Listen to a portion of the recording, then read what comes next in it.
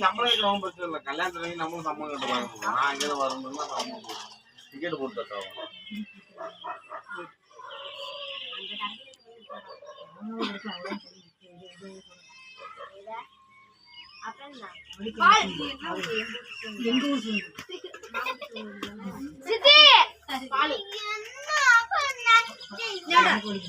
ஒரு லிட்டர் பத்துமா? அது பாத்திரத்தை வாங்கி எடுத்துட்டு போய் வாங்குடா சித்தி. இது